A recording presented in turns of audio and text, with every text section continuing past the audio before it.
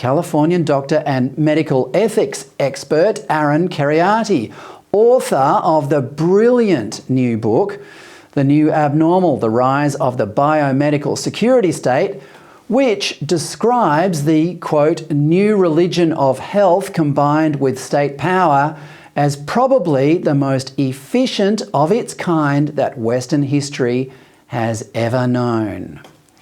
Dr. Kheriaty, welcome to the show.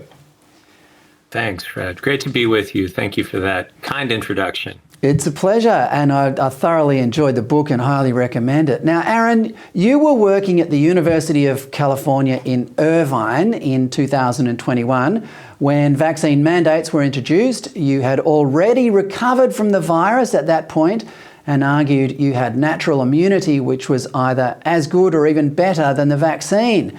You refused the jab. What happened then?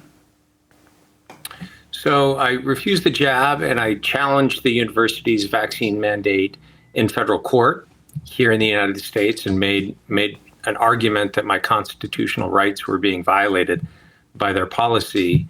The university moved as swiftly as they could, basically to fire me. So they quickly placed me on unpaid, on what they call actually investigatory leave, then unpaid suspension a month later, and then a month after that, they let me go.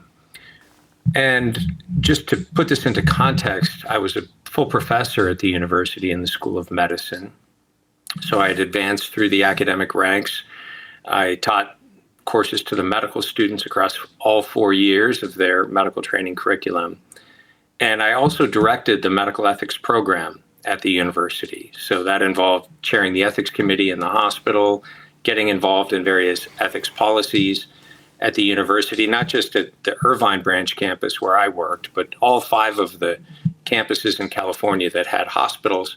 I was involved with the UC Office of the President at devising pandemic policies up until it came to the vaccine mandate policy, where our committee of experts was not consulted. So that policy came down sort of from on high. There was no discussion, no debate.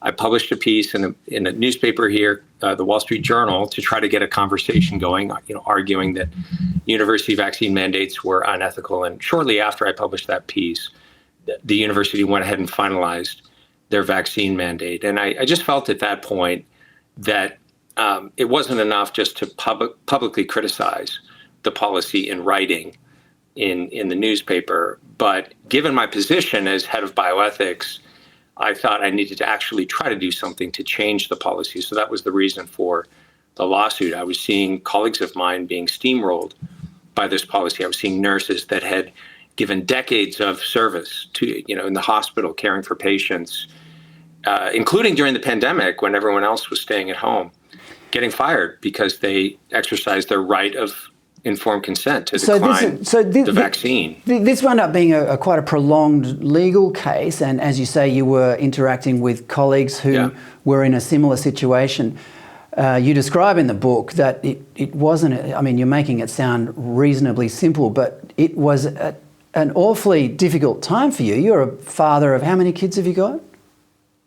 Yeah, that's right. It was a difficult decision. I'm the father of 5 children and the primary breadwinner in the family. So this had obvious repercussions for me as a career. I had been at the university for 15 years, 19 if you include my residency training, which I also did there. And I anticipated and expected that I would retire there. I was very happy in academic medicine, caring for patients, doing my research, working on the ethics program, and teaching and supervising med students and residents.